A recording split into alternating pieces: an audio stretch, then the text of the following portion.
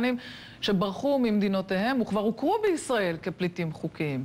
למה הם בכל זאת כלואים, למרות שבידי כולם כבר יש מזמן אישורי שהייה בישראל? מאיה איידן עם התשובה המקוממת.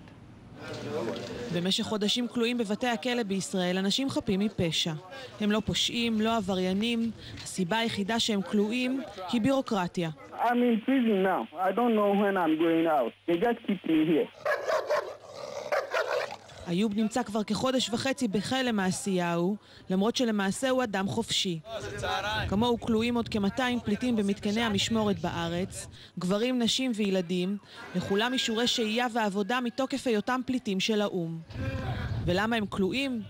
הם אמורים לעבור בדיקה שתוכיח שאינם חולים בשחפת, אבל אף גוף לא מוכן לממן אותה. יש מחלוקת כספית בין השב"ס לבין משרד הבריאות. בינתיים הם נמצאים במעצר והם לא יכולים להיות משוחררים. אנחנו לא יכולים לקחת מאות אנשים ולהעביר אותם סדרות של בדיקות.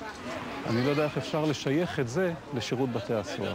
במשרד הבריאות אמרו לנו בתגובה שלפי הסיכום עם היועץ המשפטי, השב"ס הוא האחראי לביצוע הבדיקות. אז שמעתם נכון, עשרות פליטים יושבים בכלא סתם.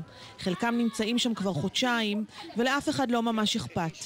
חלק מהפליטים אף הציעו לממן את הבדיקות בעצמם, אך בינתיים הדבר אינו מתאפשר. כל יום שהם יושבים בעצם במעצר, המדינה הזו עולה לה יותר כסף מאשר המימון של הבדיקות עצמם. We haven't do anything bad, so we need help from you people to take us out. ועד שהעזרה המיוחלת תגיע, איוב וחבריו הפליטים יישארו כלואים על לא עוול בכפם.